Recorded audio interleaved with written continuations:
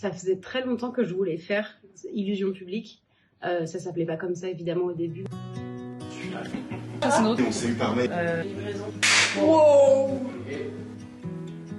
Mais ça faisait longtemps que je voulais faire ce qu'on appelle un mockumentaire. C'était donc un faux documentaire, comme on connaît dans la plupart des séries comme The Office ou Brooklyn Nine-Nine, où on comprend pas trop le format, où c'est de la fiction mais c'est hyper bien interprété. Et parfois on se demande si c'est pas juste un docu, parce qu'il y a des regards caméra, parce qu'on accepte l'idée que les gens puissent parfois regarder le public dans les yeux. Et j'avais envie de faire ça en incluant la personne qui regarde. Voilà, elle est mécontente. Tu peux lancer directement. Ouais, bah vas-y. Et ça tourne. Et en ayant un coût de production assez bas, parce que moi c'est globalement ma problématique, c'est que je ne suis pas Hollywood. Je sais, c'est une... Waouh, je sais, c'est fou. On dirait que je suis Hollywood, mais je ne le suis pas. Et donc, l'idée, c'était comment je peux raconter un truc rapidement et sans trop de moyens. Les narratives à assembler, être assez évident. Irina, tu peux réchauffer ton image, s'il te plaît?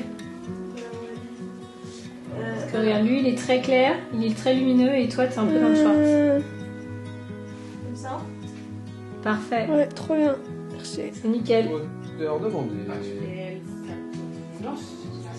comme un outil pour pouvoir le filmer, parce qu'on peut filmer à plusieurs caméras en même temps, et que on avait besoin, j'avais besoin de cette dynamique-là avec plusieurs axes justement, plus serrés ou plus larges pour qu'on comprenne que c'était un documentaire avec notre économie, seulement filmé au téléphone, seulement filmé en vertical. Tu tournes à la verticale ou à l'horizontale? Ah ouais. Alors, oui, de toute façon, l'idée c'est... C'est trop bien qu'il existe enfin une application pour nous aider à le faire mieux et pour nous aider à le faire facilement. Sur narrative, on peut réaliser en direct, c'est-à-dire choisir quelle caméra va être celle qui sera principale, puis passer à l'autre, puis repasser à la première, puis à la deuxième, etc. En fait, je sais pas si t'as vu, mais j'ai 1 seconde de décalage. Ouais, si j'ai retour. vu. En fait, ce qui me permet d'anticiper quand il parle. Et donc, je switch pile pour être au bon moment. Et à la fin, narrative nous délivre le fichier comme on vient de le réaliser.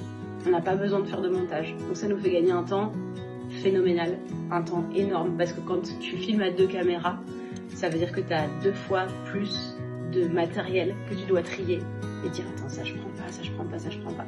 Et j'ai écrit quelque chose de verbeux, c'est-à-dire dans lequel il y a plus de texte et le texte est plus important que tout le reste. C'est pas mal des petits plans séquences, donc c'était génial à faire en tant que comédienne. C'était trop bien à faire en tant qu'autrice, j'ai adoré. Et je trouve ça méga pratique qu'on puisse le faire directement avec l'application. J'adore la journaliste. Plein d'outils, on peut, grâce à Narrative, éditer à même l'application en rajoutant du texte sur l'image, une image dans une image, des petits gifs animés, des trucs comme ça. Et ça a été utile pour nous principalement parce qu'on parle des réseaux sociaux et qu'on avait donc besoin parfois d'avoir un habillage un peu réseaux sociaux. On peut lancer des génériques à des moments précis, on peut lancer des vidéos et tout ça, ça allait nous faciliter la vie 1 milliard de fois. Puis George Lucas, réalisateur de Star Wars. Si.